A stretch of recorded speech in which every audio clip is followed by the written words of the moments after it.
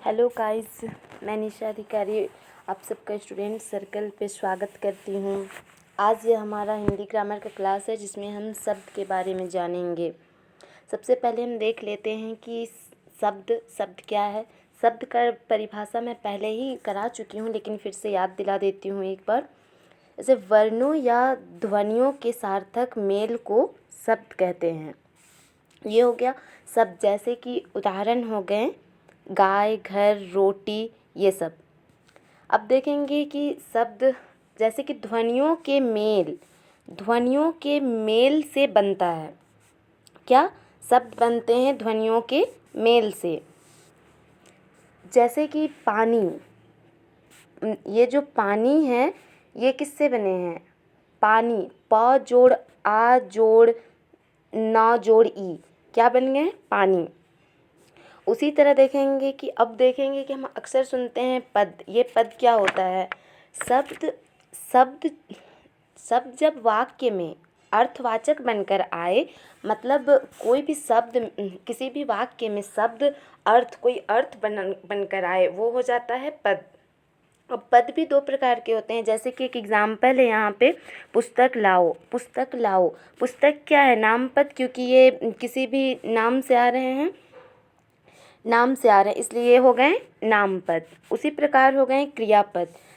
लाओ, लाना क्या है? काम है, तो काम को ही हम लोग क्या कहते हैं हिंदी में? क्रिया, इसलिए ये हो गए क्रियापद। अब इसमें इस सेंटेंस मतलब वाक्य में कितने पद हैं? दो पद हैं, नाम पद और क्रियापद। पुस्तक हो गए नाम पद और लाना हो गया क्रियापद। अब देखेंगे शब्दों के भेद, इस शब्द के कितने भेद होते हैं। तो सबसे पहले देखते हैं कि शब्द के कितने भेद होते हैं। इस शब्दों के भेद को तीन के बेस पे बांटा गया है। सबसे पहले उत्पत्ति के आधार पे, दूसरा बनावट या रचना के आधार पे, और तीसरा रूपांतर के आधार पे। इन तीनों के आधार पे बांटा गया है। उत्पत्ति के आधार पे हम देखेंगे कि क्या है।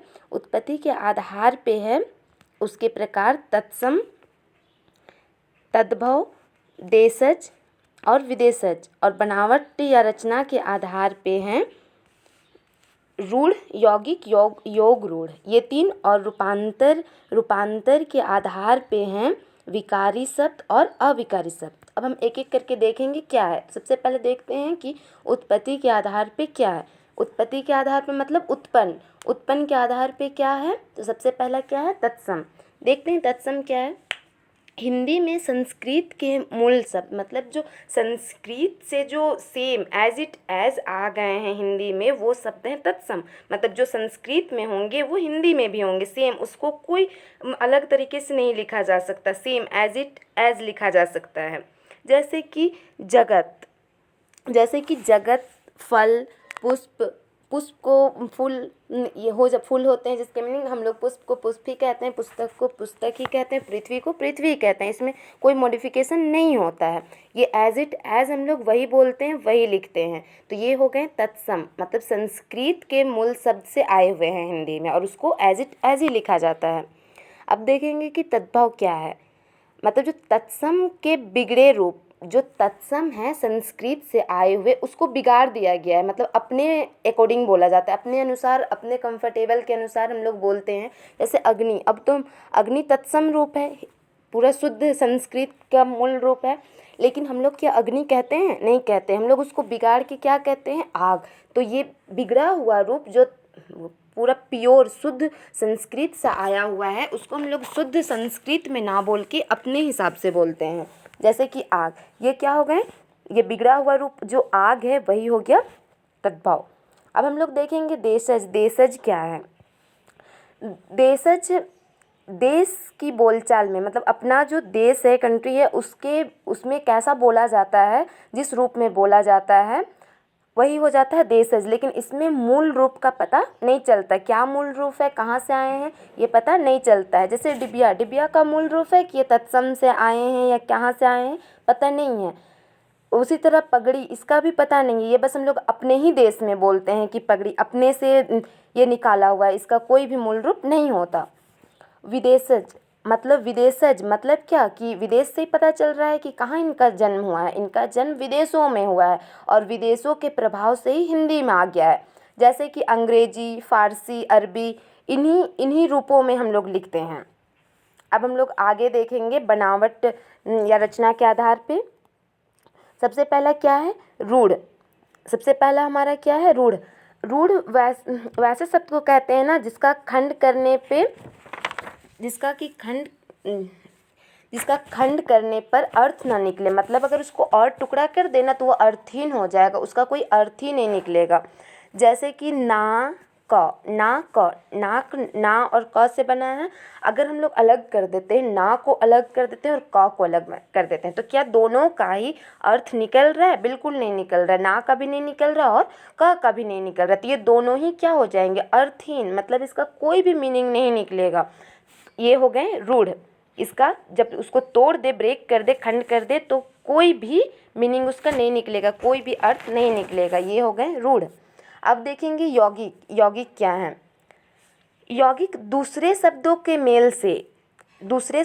मेल से बनता है और उसको अगर टुकड़ा कर दे, खंड कर दे, तब वो सार्थक होते हैं। मतलब उसका सार्थक मीनिंग निकलता है। जैसे कि घुड़सवार है।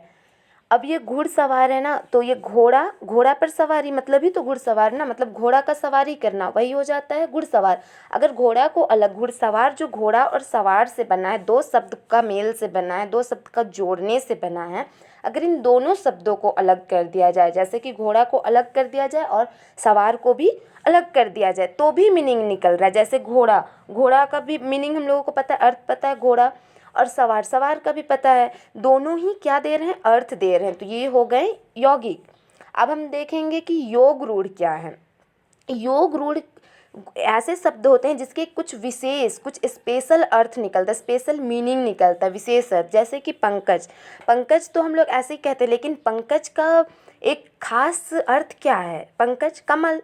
उसी तरह लंबोदर जो एक शब्द है, उसका खास एक मीनिंग है, खास कोई स्पेशल मीनिंग है, विशेष अर्थ निकल रहा है। गणेश जी को हम लोग लंबोदर कहते हैं क्योंकि उनका उदर क्या होता है? उदर मतलब पेट, उनका पेट बड़ा होता है।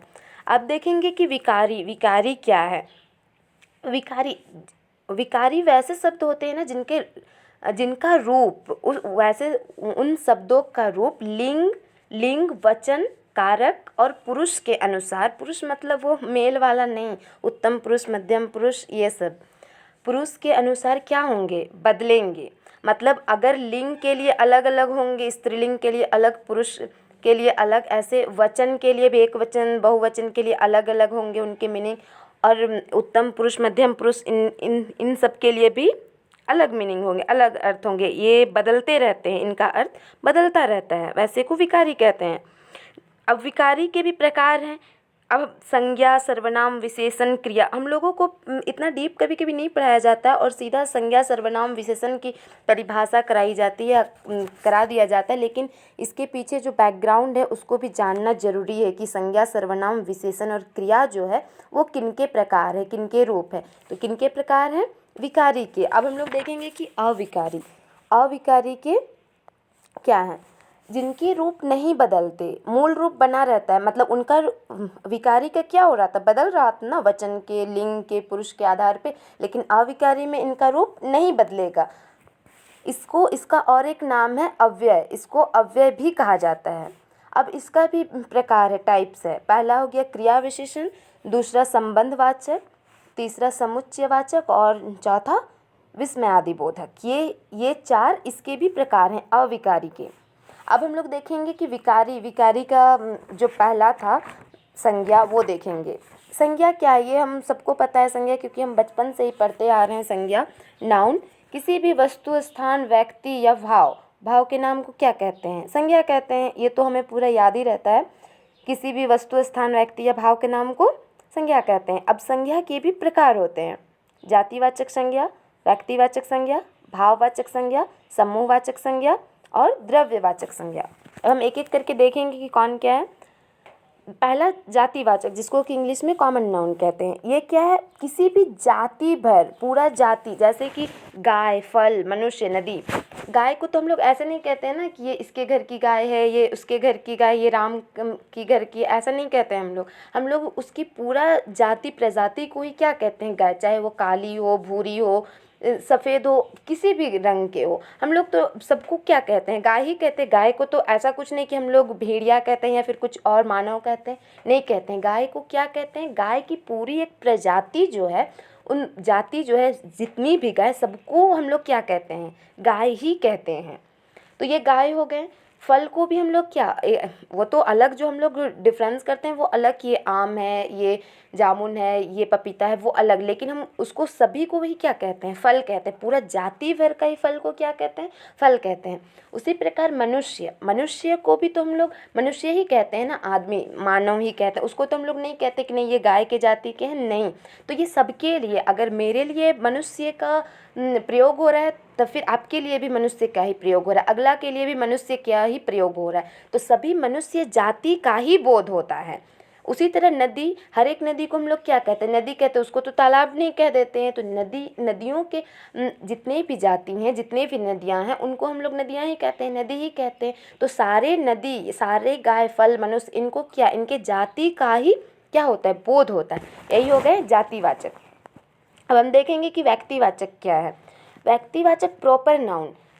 अब ये देखेंगे कि प्रॉपर नाउन मतलब किसी भी खास चीज़, प्रॉपर मतलब क्या, खास, कोई भी खास। जैसे कि मेरा नाम जैसे निशा है, तो मेरा कोई और नाम गंगा जमुना तो नहीं है, मैं कोई खास हूँ, निशा।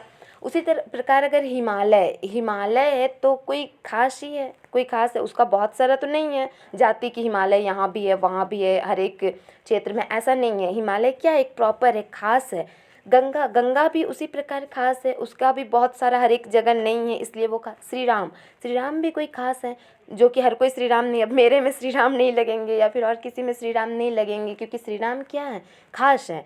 तो व्यक्तिवाचक मतलब क्या, कि वो किसी भी खास नाउन, खास संज्ञा को दर्शाएगा, बोध कराएगा कोई खास चीज़ को। उसी प्रकार देखेंगे कि भाववाचक संज्ञा क्या है, जिसको एब्स्ट्रैक्ट नाउन कहते हैं। व्यक्ति या वस्तु के गुण, धर्म, स्वभाव, मतलब किसी भी वस्तु या इंसान, व्यक्ति का क्या गुण बताएगा, धर्म बताएगा, स्वभाव बताएगा, ये सब बताएगा, मतलब उसका कुछ क्वालिटी बताएगा। जैसे बुढ़ापा एक किसी भी इंसान का क्वालिटी है, गुण है कि हाँ ये बूढ़ा हो रहा है। उसी प्रकार सच्चाई भी एक क्या है, गुण है कि वो सच्चा इंसान है। अब ये एक गुण है ना, हर कोई में तो नहीं है, कोई कोई झूठा होता है तो उसका गुण झूठा हो गया। उसी प्रकार लंबाई किया, पेड़ लंबी है, या वह सीता लंबी लड़की है, ये क्या है, सीता की एक गुण है, सीता की क्वालिटी है, तो ये उसका भाव दिखा रहा है। अब हम देखेंगे कि समूहवाचक क्या है, कलेक्टिव नाउन। समूह से ही पता चल रहा है क्या, कि किसी चीज़ का ग्रुप होगा, एक समुदाय होगा, कम्युनिटी होगा, ये हो गया समूहवाचक। अब देखेंगे कि वर्ग, जो हम लोग क्लास में ही पढ़ते हैं, क्या क्लास में एक ही बच्चा रहता है, नहीं होता है, वहाँ बहुत सारे बच्चे रहते हैं वर्ग में। सेना में भी, सेना क्या एक आर्मी मैन को क्या हम लोग कहते हैं, नहीं, पूरा सेना का जो ग्रुप होता है, उस पूरा सेना का ग्रुप को ही हम लोग कहते हैं क्या, सेना। सभा में जितने सारे लोग रहते हैं, सभा में जितने सारे भी लोग रहते हैं, उन सबको ही क्या कहते हैं, सबको एक एक करके नहीं कहते हम लोग, कलेक्टिवली उन लोगों का एक समूह होता है, उनको क्या कहते हैं, सभा। तो ये समूह में रहेंगे। जैसे चाबी का गुच्छा रहता है, तो ये भी समूह में आ गए। अंगूर का गुच्छा, ये भी क्या में आ गए, समूह में। अब देखेंगे कि द्रव्यवाचक क्या है। द्रव्य नाम से ही पता चल रहा है मटेरियल, लेकिन द्रव्य मतलब लिक्विड होता है, लेकिन यहाँ क्या, यहाँ पे द्रव्य लिक्विड भी होंगे और मेटल धातु भी होंगे, दोनों ही होंगे, द्रव्य भी होंगे और धातु भी होंगे, मतलब लिक्विड भी होगा और मेटल भी होगा। जैसे कि दूध लिक्विड फॉर्म में है, चांदी एक धातु है, पानी लिक्विड फॉर्म में है, लेकिन सोना एक धातु है। तो द्रव्यवाचक में दोनों आएंगे, द्रव्य भी आएंगे और धातु भी आएंगे। अब हम देखेंगे, ये संज्ञा खत्म हो गए, यहाँ संज्ञा के भेद भी खत्म हो गए। अब हम देखेंगे सर्वनाम। सर्वनाम जो संज्ञाओं के या नामों के बदले में आया जाता है। जो संज्ञा है उसमें या फिर उसके नामों के बदले में आएंगे। इस सर्वनाम का यूज़ हम लोग किसी भी वाक्य के सुंदरता के लिए कहते हैं। अगर मैं कहूँ बार बार कि राम खाना खाता है, राम खाना में ये खाता है, वो खाता है, तो बार बार राम का अगर मैं यूज़ करूँगी, प्रयोग करूँगी, तो जो वो उसका सेंटेंस है, जो वाक्य है, उसका जो सुंदरता है, एक सुंदरता है, वो ख़राब हो जाएगी बार बार अगर मैं उस नाम का प्रयोग करूँगी तो। इसलिए इस सुंदरता को बनाए रखने के लिए उस नाम के जगह में, उस संज्ञा के जगह में ही सर्वनाम का प्रयोग किया जाता है। सर्वनाम में क्या क्या है? मैं, तुम, आप, यह, वह, जो, सो, ये सब है। जैसे कि मैं अगर कह दूँ कि बार बार अगर मैं कहूँ कि राम जाता है, राम खाता है, ये अच्छा नहीं लगेगा, ये वाक्य की सुंदरता को बिगाड़ देगा। लेकिन मैं कहूँगी कि राम जाता है, वह खाता है, वह करके अगर मैं आगे ले जाऊँगी सर्वनाम का प्रयोग करके, तब फिर वो जो सेंटेंस वाक्य है उसकी सुंदरता बनी रहेगी। इसलिए सर्वनाम का प्रयोग किया जाता है। अब हम देखेंगे सर्वनाम का कितना भेद होता है, कितना प्रकार होता है, टाइप्स। पहला पुरुषवाचक, दूसरा निश्चयवाचक, तीसरा अनिश्चयवाचक, चौथा संबंधवाचक, फिर निजवाचक, फिर प्रश्नवाचक। मतलब ये कितने टाइप्स के हो गए? 6 टाइप्स के हो गए। ये 6 प्रकार किसके हैं? सर्वनाम के हैं। अब हम सबसे पहले देखते हैं पुरुषवाचक सर्वनाम क्या है। पुरुषवाचक मतलब जो स्त्री, पुरुष मतलब सिर्फ पुरुष नहीं, मेल नहीं, इसमें मेल और फीमेल दोनों का मेल होता है, स्त्री और पुरुष दोनों का ही मेल होता है। अब ये पुरुष मतलब वो मेल नहीं है कि मतलब पुरुष मतलब मेल वाला नहीं है कि मैन, और स्त्री मतलब वुमेन वाला, ऐसा कुछ भी नहीं है। पुरुष मतलब चेतन और चेतन तथा जड़, ये चेतन और जड़ ये दोनों। अब हम देखेंगे कि पुरुष में क्या होते हैं। पहला उत्तम पुरुष, जिसको कि प्रथम पुरुष भी कहा जाता है, मध्यम पुरुष जिसको कि द्वितीय पुरुष भी कहा जाता है, और अन्य पुरुष जिसको तृतीय पुरुष भी कहा जाता है। ये हो गए पुरुष। ये 3 प्रकार के, मैं बार बार बता रही हूँ, ये पुरुष मतलब मेल वाला नहीं है, ये पुरुष मतलब चेतन और जड़। आगे हम देखेंगे चेतन और जड़ क्या है। अब देखेंगे सबसे पहले कि उत्तम पुरुष। उत्तम पुरुष क्या है? जिसको कि इंग्लिश में फर्स्ट पर्सन भी कहा जाता है। अब फर्स्ट पर्सन किसको कहेंगे? फर्स्ट पर्सन वैसे इंसान को कहेंगे कहने वाले, जो कहते हैं, जो बोलते हैं। जैसे कि मैं अभी बोल रही हूँ आप लोगों की इस क्लास में, मैं बोल रही हूँ तो मैं हो गई फर्स्ट पर्सन, मतलब उत्तम पुरुष अभी मैं हुई, क्योंकि मैं अभी बोल रही हूँ, कह रही हूँ। जो कहता है, कहने वाला को ही उत्तम पुरुष कहते हैं, कहने वाला को ही उत्तम पुरुष कहते हैं, जो कहता है। अब इसका एक मैं उदाहरण लेती हूँ, जैसे कि अब कौन कौन होता है उत्तम पुरुष में, फर्स्ट पर्सन में? मैं, क्योंकि हम ही ना बोलेंगे, मैं ही बोल रही हूँ तभी मैं हो गई, हम लोग ही बोलेंगे, हम लोग बोल रहे हैं, ये हो गया मैं, हम लोग, ये क्या हो गए? उत्तम पुरुष। अब कारक और वचन के अनुसार क्या होंगे ये उत्तम पुरुष के रूप बनते हैं। कैसे बनते हैं हम देखेंगे। सबसे पहले क्या, कारक में क्या क्या आता है? कर्ता, कर्म, करण, संप्रदान, अपदान, संबंध, अधिकरण, ये सब आते हैं कारक में। और एक वचन में क्या आएंगे अब देखेंगे हम लोग। जो कर्ता है, उत्तम पुरुष का जो कर्ता है, उसका एक वचन क्या होगा? एक वचन मैंने, क्योंकि मैं अकेली ही हूँ ना, अकेली तो मैं ही हूँ। जैसे कि मैं निशा, मैं अकेली हूँ, सिंगुलर हूँ, एक वचन हूँ, तब तो मैं निशा हूँ कह रही हूँ।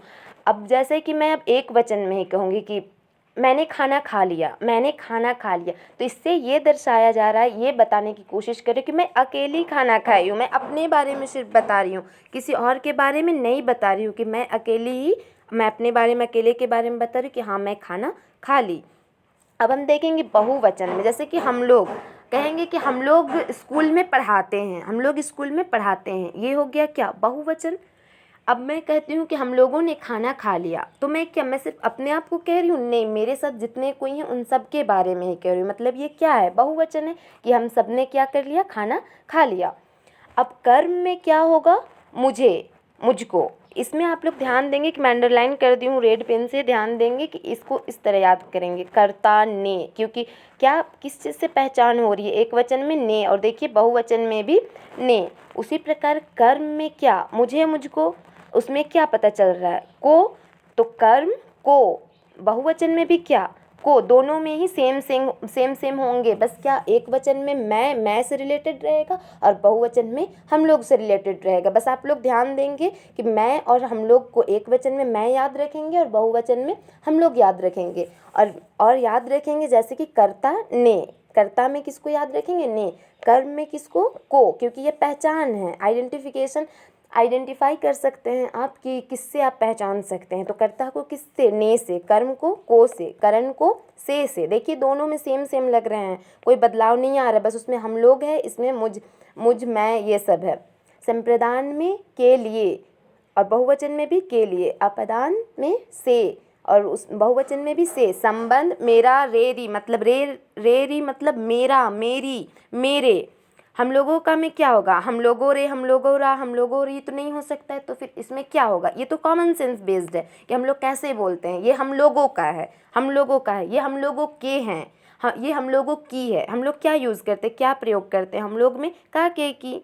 उसी प्रकार हम लोग मेरा में क्या यूज़ करते हैं, हम लोग तो ऐसा नहीं करते हैं कि मेरी को, मेरी का, मेरी की, ऐसे नहीं कहते हैं। इसलिए आप लोग कॉमन सेंस से याद रखेंगे कि मेरा में क्या संबंध में क्या हो जाएगा, एक वचन में मेरा, मेरी, मेरे, और हम लोगों में क्या हो जाएगा, हम लोगों का, हम लोगों की, हम लोगों की, काके की। पहचान करने का तरीका ये लोग आप लोग अपने आप बोल के देखेंगे ना, जैसे हम लोग एवरीडे लाइफ में बोलते हैं वही तो है जैसे बोलते हैं, बस हम लोग अशुद्ध रूप में बोलते हैं और यहाँ शुद्ध रूप में पढ़ना पड़ रहा है, अंतर यही है।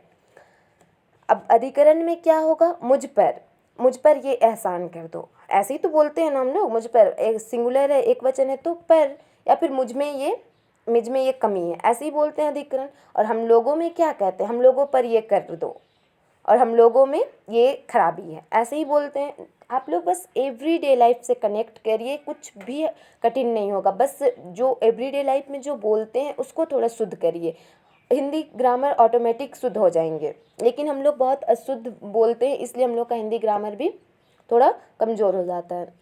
अब एक चीज़ यहाँ नोट देखेंगे कि सर्वनाम का कोई भी संबोधन नहीं होता है। याद रखेंगे कि सर्वनाम, ये क्वेश्चन आ सकता है कि किसमें संबोधन नहीं होता, आंसर क्या हो जाएगा, सर्वनाम का संबोधन नहीं होता। अब हम उसी प्रकार देखेंगे कि सेकंड पर्सन क्या है। सेकंड पर्सन क्या, जो सुनने वाला है, जैसे कि अभी मैं यहाँ बोल रही हूँ, मैं हो गई फर्स्ट पर्सन मतलब उत्तम पुरुष, आप लोग सुन रहे हैं मेरे इस लेक्चर को, आप लोग क्या हो गए, सुनने वाले, मतलब आप लोग हो गए मध्यम पुरुष। तो मैं आप लोग को क्या बोल रही हूँ, मैं तुम, या मतलब ही आप दोनों ही बोल सकती हूँ, मैं तुम लोग, आप लोग, तुम लोग या फिर आप लोग, ये दोनों ही क्या हो गए, मध्यम पुरुष हो गए। अब मध्यम पुरुष में क्या आएंगे, तुम, तू। हम लोग जैसे कि अपने फ्रेंड होते हैं उसको क्या कहते हैं, तू ही तो बोलते, तू ऐसा मत कर, तू ऐसा मत कर, तुम को ही क्या बोल देते हैं, तू। तो तुम और तू आएंगे सुनने वाले में। याद रखेंगे कि मध्यम पुरुष क्या होंगे, सुनने वाले, जो सुन रहे हैं, जैसे कि अभी आप लोग हैं। अब इसमें भी याद रखेंगे कि सेम वही चीज़ हो रहा है, मैं अभी बताई, बस क्या याद रखेंगे, यहाँ से शुरू होंगे तुझे या तू से, और बहुवचन में क्या हो जाएगा, तुम लोग। अगर मैं अकेले एक बच्चा को कह रही हूँ कि तुम ऐसा मत करो, लेकिन अगर मैं पूरे ग्रुप को कह रही हूँ बहुवचन में, तो क्या बोलूँगी, तुम लोग ऐसा मत करो। ये डिफरेंस पता चल गया कि तुम और तुम लोग में। अब आप लोग जनरली जो बोलते हैं उसको ही यूज़ कर दीजिए, क्योंकि सेम प्रयोग हो रहा है, उसमें भी कर्ता ने कर्म को करण से, संप्रदान के लिए अपदान से, संबंध। अब उसमें मेरा मेरी थी, इसमें क्या हो गया, तेरा तेरे तेरी। उसी प्रकार तुम लोगों का तुम लोगों के तुम लोगों की, और अधिकरण में क्या हो जाएगा, तुझ पर तुझ में। सेम चीज़ है, एक याद करेंगे सब याद हो जाएगा तीनों का, बस थोड़ा सा ध्यान लगा के याद करेंगे। और याद रखेंगे बस यही कि एक वचन में उसमें उत्तम पुरुष में क्या था, मैं और हम लोग था, इसमें क्या हो गया, मध्यम पुरुष में तुम और तुम लोग। ये तुम लोगों को पता ही है, हम लोग बार बार तो पढ़े हुए रहते हैं। अब सेम हो गया, उसमें भी सेम था, एक कर्ता ने कर्म को, इसमें भी सेम है, बस मैं और तुम में डिफरेंस कर लेना आप लोग। अब देखेंगे कि संबोधन, एक नोट है इसमें भी, संबोधन को छोड़ सभी कारकों और वचनों में मध्यम पुरुष तू या तुम के रूप में है। देखिए यहाँ पे संबोधन को छोड़कर देखिए सभी जितने भी कारक हैं, कारक क्या, जैसे कारक में कौन कौन है, कर्ता, कर्म, करण, संप्रदान। यहाँ से भी एक क्वेश्चन आ सकता है कि निम्नलिखित में से कौन कारक नहीं है। ऑप्शन में दिया हुआ रहेगा कर्ता, कर्म, करण, संप्रदान, और एक कुछ और दिया हुआ रहेगा, इससे भी एक क्वेश्चन बन सकता है। तो संबोधन को छोड़कर सभी कारकों और वचनों में क्या है, मध्यम पुरुष तू या तुम के रूप में है, लेकिन ये संबोधन में नहीं होता है। ये हो गए हमारे मध्यम पुरुष। अब हम देखेंगे अन्य पुरुष। अन्य पुरुष में देखेंगे, अन्य पुरुष मतलब थर्ड पर्सन मतलब जिसके बारे में कहा जाए वो हो जाते हैं। जैसे कि मैं अभी इसके बारे में, हिंदी ग्रामर के बारे में कह रही हूँ, या फिर अभी किसी के बारे में भी आप कह दीजिए, जैसे कि वह, अभी यहाँ पे कोई राम अनुपस्थित है, अब मैं उसके बारे में कह रही हूँ, तो यह वह कह के ही मैं उसको डिनोट करूँगी कि यह वह कह के, ये हो गए अन्य पुरुष। उसमें जैसे कि इंग्लिश में ही, सी, इट होते हैं, वैसे ही इसमें क्या होंगे, यह, ये, वे, आप, वह, ये सब जिसके विषय में कहा जाता है। निश्चयवाचक, अगर मैं किसी का, अब इसमें दो प्रकार होते हैं, क्या, निश्चयवाचक और अनिश्चयवाचक। अब आप लोग ही ध्यान देंगे कि अगर मैं निश्चयवाचक का कह रही हूँ, निश्चयवाचक मतलब, निश्चय मतलब क्या, निश्चित है, निश्चित है। निश्चित में क्या, अगर मैं पूरा कॉन्फिडेंस के साथ कहती हूँ कि निश्चित है, मतलब क्या, यह वह आप, मतलब पता चल रहा है कि निश्चित है, ये फिक्स्ड है। लेकिन अगर अनिश्चित है, अनिश्चयवाचक मतलब कोई निश्चित ही नहीं है, अगर मुझे पूरा पता ही नहीं है तो मैं क्या कहूँगी, किसी ने यह कहा, किसी ने यह कहा, मैं कहूँगी उसने कुछ खाया, क्योंकि मुझे पता नहीं है ना कि क्या खाया है। कोई चोरी कर कर ले गया, मुझे पता नहीं है एग्जैक्टली कि किसने चोरी किया, कौन चोरी किया, मुझे नहीं पता है, मैं खुद ही नहीं पता, मुझे कन्फर्मेशन मेरे पास नहीं है, तो मैं क्या कहूँगी, कोई चोरी करके ले गया। किसी ने कुछ कहा, किसी ने कुछ कहा, किसी ने मेरे बारे में कुछ कहा, मुझे खुद ही पता नहीं है कि किसने मेरे बारे में कुछ कहा, बस मैं क्या कर रही हूँ, किसी ने कुछ कहा, इसलिए मैं कोई निश्चित नहीं दिखा रही हूँ, मैं खुद क्या दिखा रही हूँ, अनिश्चितता दिखा रही हूँ कि हाँ मुझे पता नहीं है, किसी ने ये कहा। राम ने कुछ खाया, मुझे एग्जैक्टली पता नहीं है कि राम ने क्या खाया है, राम ने क्या खाया, इसलिए मैं वहाँ पे क्या चीज़ का प्रयोग कर रही हूँ, कुछ खाया, मतलब कुछ खाया, राम बाजार गया था, वहाँ से कुछ खाया, मुझे नहीं पता कि चाउमीन खाया, मैगी खाया, एग रोल खाया, क्या खाया, मुझे नहीं पता है, इसलिए मैं क्या प्रयोग करूँगी, कुछ। निश्चयवाचक में, अब निश्चयवाचक में क्या है, वह सर्वनाम है, वह है ना, वह, यह, वह, आप है। अब हम लोग देखेंगे कि निश्चयवाचक में वह सर्वनाम के लिए, उसी प्रकार देखिए, अगर मैं वह बोलती हूँ, वह ऐसा करता है, उस वह के लिए ही मैं क्या प्रयोग करती हूँ, उसने ऐसा कहा, मतलब मैं क्या दिखा रही हूँ कि वह से ही है रिलेटेड, उसने, मतलब उसने ऐसा कहा। अब वह का प्लूरल मतलब बहुवचन क्या हो जाएगा, वे, मतलब वे लोग मुझे ऐसा कहते हैं, वे ऐसा कह रहे हैं, उन्होंने ऐसा कहा, उन्होंने मेरे बारे में ऐसा कहा, उन लोगों ने ऐसी करने की हिम्मत की, हम लोग ऐसे ही, वह का ही बहुवचन क्या हो जाएगा, वे। अब सेम है, आप लोग इसको ध्यान से देखेंगे, बस इतना याद रखेंगे कि एक वचन वह का क्या हो जाएगा, वह, और बहुवचन में वे, उन्होंने, उन लोगों ने, ऐसा कुछ हो जाएगा। और कर्ता ने कर्म को तो सेम चल रहा है, बस वही हो जाएगा, बस ये याद रखेंगे कि उसका उसके और वहाँ उनका उनके, इस टाइप्स में होंगे। अब हम आगे देखेंगे, ये तो हो गए वह का। अब आप लोग अपने से बनाते रहेंगे यह का वगैरह सब का, आप लोग तब सीख ही गए हैं कि सब में क्या कारक क्या लगेगा, सब में एक वचन और बहुवचन में सेम लगेगा, जैसे कर्ता ने कर्म को करण से, ये बस याद रखेंगे, और एक वचन में वह होता है, बहुवचन में वे, और उसमें मेरा मेरी, और उसमें तूने तेरे, ये बस याद रखेंगे। अब देखेंगे कि निश्चयवाचक सर्वनाम क्या है। निश्चयवाचक सर्वनाम, अभी बताइए ना कि व्यक्ति या भाव का क्या होगा, एक निश्चित होगा, मतलब वो व्यक्ति, अब मैं, अगर मुझे पता नहीं है कि ये लड़का कौन है, मुझे नहीं पता कि ये लड़का कौन है, तो मैं ये कह सकती हूँ कॉन्फिडेंस के साथ, नहीं कह सकती। अगर मुझे ये पता है कि यह राम है या यह श्याम है, तो मैं क्या कहूँगी, यह राम है, इसमें निश्चितता पाई जा रही है, निश्चितता पाई जा रही है कि यह राम ही है। अगर मैं बोलती हूँ कि यह सुमन है, इससे पता चल रहा है क्या कि यह सुमन ही है, मैं कॉन्फिडेंस के साथ, मुझे पता है, निश्चित हूँ मैं कि यह सुमन ही है। अगर मैं कह रही हूँ कि श्याम जा रहा है या फिर वह जा रहा है, मैं पता है मुझे कि निश्चितता है इसमें कि वही जा रहा है। मुझे अगर नहीं पता रहता कि वह कौन है, या मुझे निश्चितता नहीं होती मुझ में खुद में कि कौन है, मैं क्या कहती, कोई जा रहा है, लेकिन मुझे पता है कि मैं निश्चित हूँ कि कौन है, इसलिए मैं क्या कह रही हूँ, वह जा रहा है। ये हो गए निश्चयवाचक सर्वनाम। अनिश्चयवाचक सर्वनाम में देखेंगे कि किसी भी वस्तु, व्यक्ति या भाव का अनिश्चित, अगर देखिए निश्चयवाचक में भी होगा वस्तु, व्यक्ति, भाव। जैसे कि अगर मैं बोल दूंगी कि ये दही है, मान लीजिए मुझे ये पता है, तो मैं क्या बोलूँगी, यह दही है, या फिर मुझे दही दो, मुझे दूध दो, या फिर मुझे बिस्किट दो। मुझे पता है ना कि ये बिस्किट है, तो मैं ऐसे ही कहूँगी, निश्चितता है कि यह बिस्कुट है, तो मैं क्या बोलूँगी, ये बिस्किट मुझे दे दो। लेकिन अगर अनिश्चयवाचक सर्वनाम है, मुझे पता नहीं है उस व्यक्ति के बारे में, उस व्यक्ति के बारे में, उस वस्तु के बारे में मुझे नहीं पता। अगर जैसे आप लोगों को ही पता करना हो कि किसी के मन में क्या चल रहा है, क्या फीलिंग्स है आपके लिए, तो हम लोगों को अगर पता है कि हाँ ये लव है, तो हम लोग क्या कहते हैं, हाँ उसके दिल में मेरे लिए लव है। लेकिन हम लोगों को पता ही नहीं है, निश्चित ही नहीं है कि क्या है, तो हम लोग क्या कहेंगे कि उसके दिल में मेरे लिए कुछ है कहेंगे। अगर हम लोगों को पता है कि उसके दिल में राधा है, श्याम के दिल में राधा है, तो हम लोग कहेंगे क्या कि श्याम के दिल में राधा है, ये निश्चयवाचक हो गया। लेकिन हमें पता नहीं है कि राम के दिल में कौन है, तो हम क्या कहेंगे, कोई तो उसके दिल में है। अनिश्चित के लिए हम लोग क्या प्रयोग करेंगे, कोई, कुछ, ये सब हम लोग अनिश्चय के लिए, अनिश्चितता के लिए प्रयोग करेंगे। इससे अब पता चल गया आप लोग को निश्चयवाचक और अनिश्चयवाचक में। अब देखेंगे कि संबंधवाचक सर्वनाम क्या है। किसी संज्ञा से संबंध जोड़ा जाता है, मतलब किसी संज्ञा से, संबंध से ही पता चल रहा है, संबंध मतलब भी क्या, रिलेशन, कुछ रिलेशन हो गया। किसी संज्ञा से क्या जोड़ा जाएगा, कोई नाउन से ही कोई रिलेशन, संबंध जोड़ा जाएगा संज्ञा से। जैसे कि क्या, जो कहो सो हो, अगर मैं जो को हटा दूं तो क्या ये बनेगा वाक्य, शुद्ध वाक्य, कहो सो हो, ऐसा बनेगा, नहीं बनेगा। जो के बिना सो नहीं लगेगा, जो के बिना सो का कोई आधार ही नहीं है, कोई भी आधार नहीं। जैसे कि बिना मम्मी पापा का कुछ बच्चों का आधार नहीं होता, उसी प्रकार जो के बिना सो का कोई आधार नहीं है। जैसे मैं कहूँ कि जो कहो हो, ऐसा नहीं होगा, सो के बिना भी जो का कोई नहीं। तो जो और सो के बीच में क्या है, एक लिंक है, दोनों के बीच एक संबंध है जो कि उस वाक्य को क्या कर रहा है, जोड़ के रख रहा है। ये हो गए संबंधवाचक। आप लोग याद रखिएगा, संबंध से क्या, रिलेशन। जैसे कि कोई भी रिलेशन, आजकल तो रिलेशन की चर्चा ज़्यादा रहते हैं, इसलिए आप लोगों को ज़्यादा जल्दी याद होगा कि संबंध क्या होते हैं, क्योंकि हर कोई का कोई ना कुछ ना कुछ तो रिलेशन होता ही है। इससे आप लोग याद कर सकते हैं।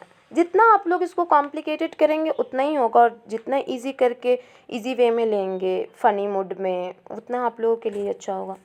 अब देखेंगे कि निजवाचक सर्वनाम क्या है। निज मतलब क्या, खुद, अपना, स्वयं, मतलब खुद अपना, निज, शुद्ध में अपना कोई निज कहा जाता है। ये मेरा निजी मामला है, हम लोग हमेशा ये प्रयोग करते हैं, ये मेरा निजी मामला, इससे दूर रहो, यह मेरा निजी मामला है। निजी से ही निज मतलब अपना। जैसे कि मैं आप ही चला जाऊंगा, हम लोग इसको बोलते कैसे हैं कि मैं अपने आप ही चला जाऊंगा, ऐसे ही बोलते हैं ना कि हम लोग अपने आप ही चले जाएंगे। आप लोगों को कष्ट करने की ज़रूरत नहीं है, मैं अपने आप ही चली जाऊंगी। उसको हम लोग और भी अशुद्ध भाषा में क्या बोलते हैं, जैसे मैं खुद ही आ जाऊंगी। तो ये जो खुद, मैं और खुद, ये दोनों क्या दर्शा रहा है, मेरा अपना दिखा रहा है कि मैं खुद स्वयं, मैं आप ही चला जाऊँ। यहाँ पे उसी खुद को ही क्या हिंदी में, शुद्ध हिंदी में कहा जाता है आप, मैं आप ही चला जाऊँगा, मतलब अपने आप, मैं खुद से चला जाऊँगा। ये क्या दिखा रहा है, एक निज, मतलब अपना, कुछ निजी दिखा रहा है कि मैं खुद से ही चला जाऊँगा, मैं अपने आप ही चला जाऊँगा। मैं खुद ही, कुछ काम होता है तो हम लोग कहते हैं ना, मैं खुद ही कर लूँगी, मुझे किसी की हेल्प की ज़रूरत नहीं है। मतलब क्या, मैं खुद, वो जो मैं खुद ही कर लूँगी, अब मैं अपने आप ही कर लूँगी, जो अपने आप है वो क्या है, एक निजी है ना। यही क्या हो गया, निजवाचक सर्वनाम, मतलब अपना का बोध हो, स्वयं अपना का बोध हो। अब प्रश्नवाचक सर्वनाम, प्रश्न से ही पता चल रहा है, मतलब क्या होगा, क्वेश्चन होगा। इसको आइडेंटिफाई करना सबसे ईजी होता है, क्यों, क्योंकि इसमें क्वेश्चन मार्क लगे हुए होते हैं। इसमें किसी भी प्रश्न का बोध हो, मतलब प्रश्न दिखाएगा, शो करेगा क्या, प्रश्न। जैसे कि कौन जा रहा है, राम कहाँ जा रहा है, ये कोई क्वेश्चन बता रहा है ना, वो ऐसा क्यों कर रहा है, ये क्या दिखाएगा, कोई क्वेश्चन अराइज होगा, मतलब क्या, क्वेश्चन की उत्पत्ति होगी, क्वेश्चन का बोध होगा। प्रश्न मतलब क्वेश्चन से रिलेटेड। अब इस टाइप में आप लोगों को क्वेश्चन आ जाएंगे ना, कुछ क्वेश्चन दिए हुए रहेंगे और उसमें से आप लोगों को फाइंड आउट करना पड़ेगा कि कौन सा ऑप्शन देके कि निश्चयवाचक है, कौन अनिश्चयवाचक है, कौन निजवाचक है। जैसे कि मैं बता दूं कि अगर दे दिया जा रहा है ऐसा कि संबंधवाचक सर्वनाम का एक एग्जाम्पल दे दिया जा रहा है, और उसमें क्वेश्चन में बोला जा रहा है कि इनमें से कौन संबंधवाचक सर्वनाम है, और ऑप्शन में एक आंसर है संबंधवाचक का, और बाद बाकी दूसरा सर्वनाम का टाइप्स का है। तो आप लोगों को आइडेंटिफाई करना होगा कौन सा सही है। इसी प्रकार आपका प्रश्नवाचक सर्वनाम का भी हो सकता है।